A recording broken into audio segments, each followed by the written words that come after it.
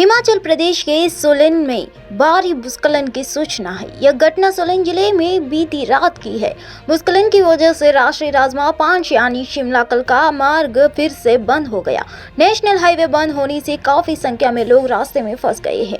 आवाजाही ठप है। बता दें कि सोलन व आसपास के इलाके में बीती रात से लगातार बारिश जारी है। बारिश की वजह से पहाड़ी से बार बार मलबा आ रहा है। यहाँ इस बात का जिक्र कर दी कि गुरुवार को ही यहाँ से छोटे बड़े वाहनों की आवाजाही शुरू हुई थी, लेकिन भूस्खलन के बाद फिर से यातायात रोक दिया गया है। दरअसल हिमाचल प्रदेश में भूस्खलन की यह घटना चंडीगढ़ शिमला फोरलेन और सोलन का चक्की मोड़ के पास की गई है। चक्की मोड़ के पास हाईवे को 8 दिनों तक बंद रखने के बाद कल ही इसे चालू किया था। पूरे देश में आजादी के महोत्सव का उत्सव चरम पर है। बात अगर देश की राजधानी की ही तो यहाँ इस महोत्सव का उत्साह एक अलग जोश के साथ झलकता है। इसी जोश के चलते तिरंगे सम्मान में दिल्ली के प्रगति मैदान में तिरंगा बाइक रैली का आयोजन किया गया है। स्वतंत्रता दिवस के मौके पर आजादी का अमृत महोत्सव का जश्न मनाने के लिए तिरंगा बाइक रैली की शुरुआत देश के उपराष्ट्रपति जगदीप धनखड़ ने हरी झंडी दिखाकर की। इस मौके पर सत्ता और विपक्ष के सभी बड़े नामचीन नेता एक साथ एक मंच पर देश के लिए देश की आजादी के जश्न को मनाने का एकत्रित हुए। दीजिए कि आप बाइक रैली में आई हैं और तिरंगा यहाँ पर लहरा रहा है, तो कितना गौरव महसूस कर रहे हैं और आप खुद भी ड्राइव करने वाले हैं। जी बिल्कुल, जो हमारा देश का तिरंगा है 2014 के पास जिस प्रकार से इस तिरंगे का सम्मान विश्व पटल पर आज बढ़ चुका है और हर भारतीय इसको लेकर गौरवान्वित महसूस करता है। हमारा तिरंगा आज वीजा का काम करता है पूरे विश्व भर में, चाहे वो यूक्रेन का युद्ध हो, चाहे दूसरी जो देश हैं, अगर उनके बीच में कोई मतभेद होता है तो मोदी जी की ओर देखते हैं। और आज हम सभी 15 अगस्त के इस नेशनल पर्व पर, इस राष्ट्रीय पर्व पर एकत्रित होकर बाइक रैली कर एक संदेश देना चाहते हैं कि हम अपने देश पर गर्व करते हैं, करते थे और करते रहेंगे। लोकसभा में बीते दिन प्रधानमंत्री नरेंद्र मोदी ने विपक्ष को खूब निशाने पर लिया। इसे लेकर कांग्रेस नेता प्रमोद तिवारी में कई कटाक्ष किया। संसद तिवारी ने समाचार एजेंसी एएनआई से बात करते हुए कहा, मोदी इंडिया गठबंधन से डरे हुए हैं। हमारा स्वतंत्रता संग्राम में भाग लेने का इतिहास रहा है, जबकि वे अंग्रेजों के पत्र लिखे रहे थे और उनके मुखबिर के रूप में काम कर रहे थे। उन्होंने आगे कहा कि बीजेपी के पास अपनी कोई उपलब्धि नहीं है। भूख सूचकांक शिक्षा स्वास्थ्य विदेशी रिजर्व में देश कहा है। मणिपुर के लिए कांग्रेस को विवश किया। कांग्रेस ने आपको मैं बधाई दूंगा अपने कांग्रेस के सांसदों को लोकसभा में, वरना तो जो आदमी अपनी जुबान न खोल रहा हो उसे मजबूर कर दिया पार्लियामेंट के फ्लोर पर कि वो आए और वहां से अपील करे। पर मैं पूछना चाहता हूं इसके पहले क्या हुआ? आप दुनिया भर में तो घूम आए, कनाडा से लेकर ऑस्ट्रेलिया से लेकर सब जगह, पर मणिपुर का दर्द छूने नहीं गए आप। आपकी नीयत ठीक नहीं। आप मणिपुर के बारे में जातीय दंगा जो है उसमें अपनी राजनीतिक लाभ ढूंढ रहे हैं आप, और इसीलिए जीत गई है। सूचना और प्रसारण मंत्री अनुराग ठाकुर ने कांग्रेस पर हमला बोलते हुए कहा कि यह दिखता है कि घमंडिया गठबंधन उनके आरोप की सच्चाई नहीं सुन सका। जब कांग्रेस ने पूर्वोत्तर में अपना काला इतिहास देखो तो वे भाग गए। जब उन्होंने पूर्वोत्तर के लिए, मणिपुर के लिए पीएम मोदी का संकल्प और प्रेम देखा तो वे भाग गए। इससे पता चलता है कि घमंडिया गठबंधन उनके आरोपों की सच्चाई नहीं सुन सके और वे भाग गए। उनका अहंकार इतना है कि उन्होंने कांग्रेस नेता अधीर रंजन चौधरी को बोलने नहीं दिया। हमने उन्हें बोलने की इजाजत दी। कांग्रेस को अपना काला इतिहास जब नॉर्थ ईस्ट का दिखा तो कांग्रेस भाग गई। कांग्रेस ने जब देखा मोदी जी का संकल्प और उनका प्यार नॉर्थ ईस्ट के प्रति, मणिपुर के प्रति, तो कांग्रेस भाग खड़ी हुई। कांग्रेस ने जब सुना कि मोदी जी की सरकार ने कितना रिकॉर्ड काम सड़क, रेल, पानी, स्वास्थ्य, शिक्षा सब क्षेत्रों में नॉर्थ ईस्ट के लिए किया है, तो कांग्रेस भाग खड़ी हुई। जब विपक्ष ने सुना कि किस तरह से मोदी जी ने 9 सालों में रिकॉर्ड बार वो नॉर्थ ईस्ट गए हैं जो आज तक कोई देश का प्रधानमंत्री नहीं जा पाया, तो कांग्रेस भाग खड़ी हुई। ये अपने आप में दिखाता है घमंडिया गठबंधन अपना घमंड दिखाकर ना सुन पाई, जो आरोप लगाए थे उनकी सच्चाई भी नहीं सुन पाई और घमंडिया गठबंधन भाग खड़ा हुआ। और घमंडिया गठबंधन का घमंड देखिए कि उन्होंने अपने कांग्रेस के नेता अधीर रंजन चौधरी को बोलने का समय नहीं दिया। जो कांग्रेस का नेता है वो भी हमने अपने समय में से अवसर दिया और उन्होंने गुड़ का गोबर किया। हरियाणा ने नूह में हिंसा के 10 दिन बाद आज स्कूलों में फिर से रौनक लौट आई है। रेडवेज की बसें भी शुक्रवार से चलने लगी। हालांकि अभी कर्फ्यू से पूरी तरह से छूट नहीं मिली है, लेकिन प्रशासन अब यहां जनजीवन को धीरे धीरे पटरी पर लाने लगा है।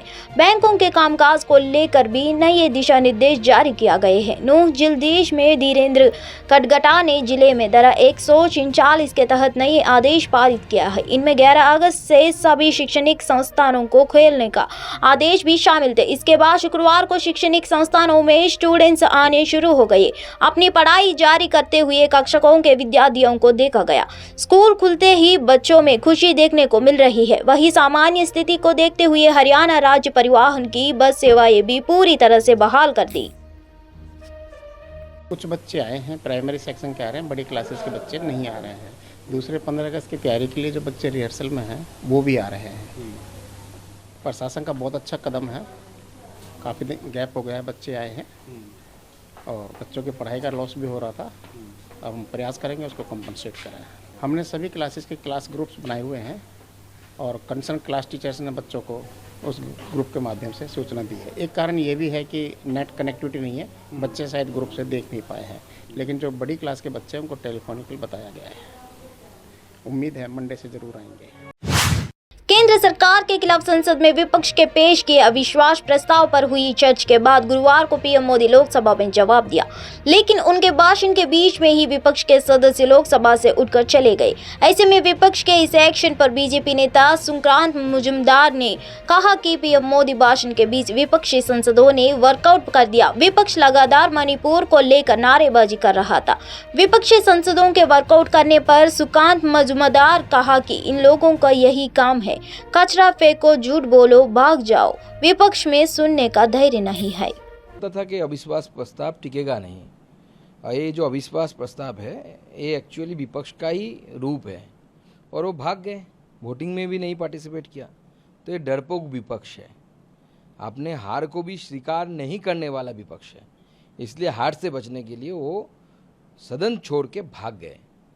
तो हमने सुना था कि जब महाभारत का युद्ध हुआ था तो दुर्योधन के जो सेना थे वो अंत में भाग गए थे और उनको भगोरा परिचय से सारा जीवन बिताना पड़ा।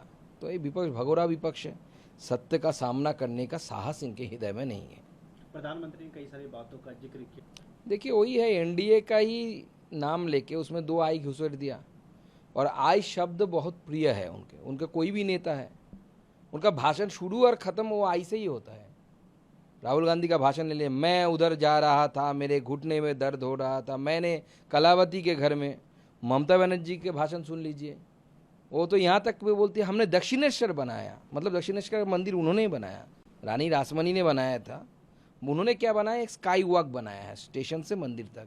लेकिन आज उनका अगर आप वीडियो बाइट देखेंगे तो बोलेंगे दक्षिणेश्वर मैंने बनाया, हम तारकेश्वर हमने बनाया। तो ये जो आई है अर्थात मैं ये जो घमंड, ये घमंड अंदर घुसा के एनडीए से इंडिया बना। केंद्रीय संस्कृति मंत्री जी किशन रेड्डी ने कहा कि आजादी का अमृत महोत्सव के समापन कार्यक्रम के तहत 15 अगस्त तक हर घर तिरंगा कार्यक्रम का आयोजन किया जा रहा है। उन्होंने कहा कि हर नागरिकों को इसमें शामिल होना चाहिए। आजादी का अमृत महोत्सव से त्वदान के देश में हर घर तिरंगा कार्यक्रम मनाया जाएगा, जिसमें लोगों को अपने परिसरों में झंडे फहराने के लिए प्रोत्साहित किया जाएगा। अभियान का उद्देश्य लोगों के दिलों में देशभक्ति की भावना पैदा करना तथा इस महान राष्ट्र के निर्माण में योगदान देने वालों को याद करना है। पिछले वर्ष इस अभियान को अपार सफलता मिली, जिसमें करोड़ों परिवारों ने अपने घरों में तिरंगा फहराया और 6 करोड़ लोगों ने हर घर तिरंगा वेबसाइट पर सेल्फी भी अपलोड की थी। आने वाले 15 अगस्त को देश में रहने वाले सभी लोग अपने अपने घर के ऊपर तिरंगा झंडा लहराए। आज़ाद का अमृत महोत्सव का कंक्लूडिंग प्रोग्राम में पूरा इस कार्यक्रम में भागीदार होना चाहिए।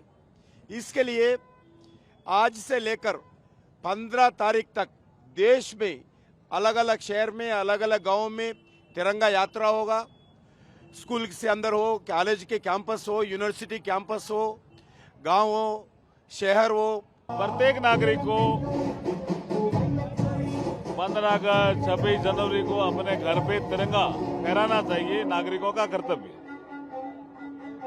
इस वर्ष 15 अगस्त बहुत विशेष इसलिए है कि आजादी के अमृत महोत्सव का समापन है, इसलिए प्रत्येक नागरिक अपने घर पे तिरंगा फहराए। ये संदेश देने के लिए आज की बाइक रैली सांसदों द्वारा आयोजित की गई है, संस्कृति मंत्रालय के द्वारा। हमने बुलाया है, उनको भी आना चाहिए।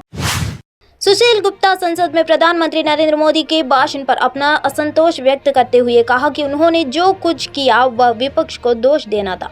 उन्होंने कहा प्रधानमंत्री को मणिपुर पर बोलने के लिए मजबूर करने के लिए अविश्वास प्रस्ताव पारित किया गया था, लेकिन उन्होंने जो कुछ किया वह विपक्ष पर आरोप लगाना था। प्रधानमंत्री दिल्ली से वह विधायक लाकर लोकतंत्र को नुकसान पहुँच रहे हैं और दिल्ली के नागरिकों की मतदान शक्ति को नष्ट कर रहे हैं। अविश्वास प्रस्ताव ये कह के बुलाया गया कि आपको इस बहाने तो आना ही पड़ेगा, मणिपुर पे बोलना पड़ेगा। और प्रधानमंत्री जी कहते हैं पुरानी सरकारों का है, क्या आपका कोई दायित्व नहीं बनता? आप कब तक 10 साल सत्ता में रहने के बाद भी पुरानी सरकारों को कोसते रहेंगे और अपने कामों की बात नहीं करेंगे? आपने हरियाणा पे एक शब्द नहीं बोला। हरियाणा के 12 जिले हिंसा की चपेट के अंदर आए, मेवात से गुड़गांव से पलायन शुरू हो गया, प्रधानमंत्री जी ने एक शब्द नहीं बोला। मणिपुर के लोगों को राहत मिले, किस तरीके से मिलेगी, कोई ठोस प्लान प्रधानमंत्री जी ने नहीं रखा। प्रधानमंत्री जी, आपने देश के लोकतंत्र को खत्म करने के लिए दिल्ली सेवा बिल के अंदर लाके, जो आपने 2014 के अंदर वायदा किया था दिल्ली को पूर्ण राज्य देंगे, आपने दिल्ली के 2 करोड़ लोगों की वोट की पावर को खत्म कर दिया। लोकसभा में कांग्रेस के मुख्य सचेतक के सुरेश ने अधीर रंजन चौधरी के लोकसभा से निलंबन की निंदा करते हुए कहा कि इस निलंबन से संसदीय लोकतांत्रिक व्यवस्था की हत्या कर दी है। उन्होंने यह भी कहा कि कांग्रेस और भारत गठबंधन इस मुद्दे पर चर्चा करेगा। के सुरेश ने कहा वह पिछले 4 साल से लोकसभा में कांग्रेस के नेता है। उन्होंने सदन में खूब भाषण दिए, उन्हें कल ही उसके दुर्व्यवहार का पता चला। उन्होंने इसे राजनीतिक तौर पर किया। इसने निलंबित के साथ संसदीय लोकतांत्रिक व्यवस्था की हत्या कर दी। आज हमारी इंडिया साझेदारी की एक बैठक है और कांग्रेस सांसदों को भी एक बैठक है। हम इस मुद्दे पर चर्चा करने जा रहे हैं। हम 2 बैठकों में निर्णय के अनुसार इस पर विचार करेंगे। In a surprise move in Lok Sabha, Adhir Ranjan Chaudhary, the leader of opposition, was suspended for his repeated misconduct, the reason which was given, and this is the first time leader of opposition has been suspended. We don't understand misconduct Adhir Ranjan Chaudhary in the house. We don't understand that. Last 4 years, he is the leader of the Congress party in Lok Sabha. He made a lot of speeches in the house. So yesterday only they found his misconduct, Adhir Ranjan Chaudhary's misconduct. That is a politically they have done it. This are Lok Sabha से अधीर रंजन चौधरी के निलंबित पर बोलते हुए कांग्रेस सांसद मनीष तिवारी ने इसे लोकतंत्र के लिए दुर्भाग्यपूर्ण बताया। उन्होंने इस मामले को सुप्रीम कोर्ट जाने के लिए फिट भी बताया। मनीष तिवारी ने कहा संविधान की धारा 105 के अनुसार प्रत्येक सांसद को संसद में बोलने की आजादी है। यदि बहुमत की शक्ति का दुरुपयोग करके किसी सांसद को इसी तरह निलंबित किया जाता है तो यह लोकतंत्र के लिए बहुत दुर्भाग्यपूर्ण है। यह सुप्रीम कोर्ट जाने के लिए उपयुक्त मामला है। सस्पेंड कर दिया गया है, पहली बार है कि ऑपोजिशन के लीडर को सस्पेंड कर दिया गया है। देखिए, संविधान की एक धारा 105(1) के तहत हर सांसद को ये संवैधानिक अख्तियार है कि अपनी बात सदन के पटल पे बेबाकी से रख सके, और अगर बहुमत का दुरुपयोग करते हुए किसी भी सांसद को, और श्री अधीर रंजन चौधरी कांग्रेस के फ्लोर लीडर हैं लोकसभा में, उनको इस तरह से निष्कासित किया जाए तो ये लोकतंत्र के लिए बहुत ही दुर्भाग्यपूर्ण बात है। ये फिट केस है उच्चतम न्यायालय जाने के लिए, और 105(1) के तहत ये निलंबन के जो अख्तियार हैं बहुमत को इस्तेमाल करते हुए इसके ऊपर अंकुश लगाने